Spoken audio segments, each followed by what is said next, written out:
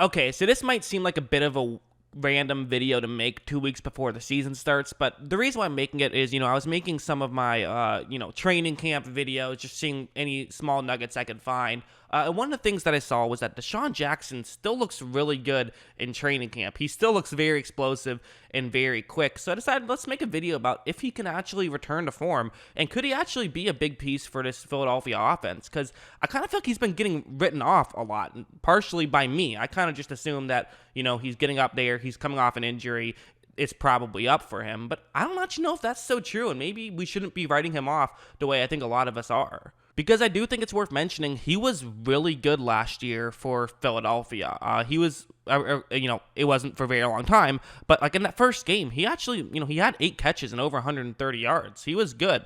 And so let's just talk about what makes him good and why he could potentially actually come back. Even if he has lost a step, I think he could potentially come back. Like, take a look at this play, for example. It's going to be a cover 3 zone. You have Desean Jackson running to the outside. He's going to kind of try to get into a gap in coverage. So that's the way this play is going to work. It makes sense. And what you're going to see him do, though, and what I really like about this play, is that watch how he's going to sort of cut as though he's going further deep, as though he's going towards the middle of the field or just further deep in general. So now you see that the defensive player who's covering him for Washington, 23, he's in charge of covering that zone. If Jackson cuts underneath, he has to run over and try to make sure he can take that out. He's going even further deep. And his main job is to not allow Jackson to get closer to the sideline than him. That's what he's trying to do, and also not allow him to get further deep than him. But because of this move, now 23's hips are so opened up to the top of the screen that when Jackson does cut to the sideline, he doesn't just get open, he gets wide open. I think there's a lot of things that Jackson does well. I think most people just talk about his speed, and I get it. But I also think that his route running is also very well, and he's a pretty high football IQ player as well. Like this one's a good example where he's in motion to the top of the screen and he's running a route that's going to cut up in that direction. And right off the bat, he notices that the Washington player who's covering him hasn't gotten far enough up to the top of the screen just yet. So while Jackson is running a route to the top of the screen, he also has a couple of feet as a head start, a couple yard advantage right before this ball is even snapped. So on that last play, he kind of used trickery and he was kind of, going more and more about how do I exactly win this battle. Here, he's saying, listen, I just got to get to my spot quickly. Don't worry about, making any moves. Just run there quickly. That's what he does. He runs his route quickly, and Wentz is able to hit him, and they're able to get the first down just simply because of the advantage that he had pre-snap. But he noticed it, and he knew exactly how to take advantage of his opponent's mistake. And after all, that is a lot of football.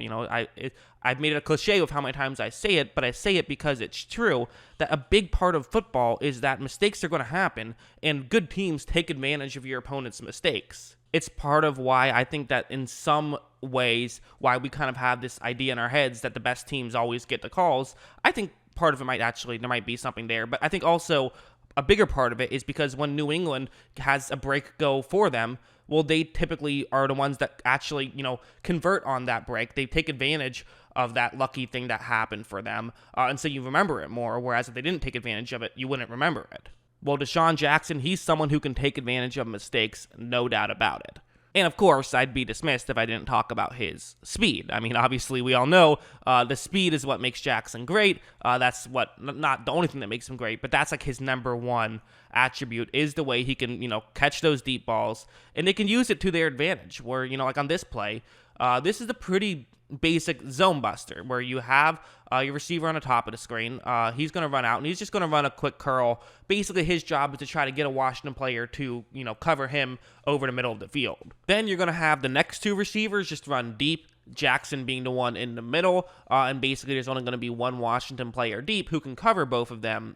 So, obviously he can only cover one, and since the other Washington player who could have maybe stayed deep, he has to go a little bit more shallow, meaning that, 2 Eagles downfield with only 1 defender, those are pretty good odds for Philadelphia. And watch, as you see, once this play starts to develop, you notice that the Washington defender, he's covering the Eagle who is closer to the middle of the field, meaning that Jackson, he can simply just run up to the top of the screen as he is wide open. That's what he's going to do. He's able to track Wentz's throw, and get into the end zone for a touchdown. This is just something he can do with ease. You can certainly run these types of plays with him because he can get down the field very quickly. He has been, throughout the whole course of his career. I feel like we keep saying it's crazy how he's, at the age he's at and still has the explosiveness, but I think he still has it. I mean, again, like from what I've seen him practice, which I get it, it's practice, not the game, as Allen Iverson would say. I do think that this is, I do think it's promising, and I also think that what he was able to do last year with Philadelphia is promising. Wentz has a great deep ball. This should be a match made in heaven. And, his speed is able to work to many advantages, where, like on this play, it's cover 3 zone. He's trying to get into a gap in coverage.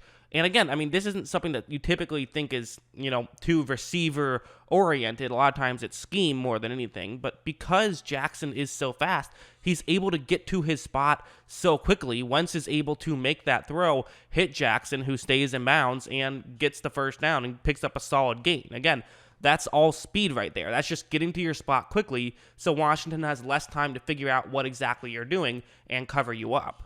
And of course, if you're great at something, that makes it a lot easier to be good at other things in the game of football. Because if you're great at burning people deep, what are they going to start doing? They're going to start playing off. They're going to be more concerned about getting burned deep. Like on this one, it's a cover 1 play. It's man coverage. I've circled Jackson, so he's the one in the yellow circle. And once the ball is snapped, I mean, notice how far apart he is from the defensive back. That defensive back is making sure he does not get burned deep. He is still bailing 10 yards past the line of scrimmage.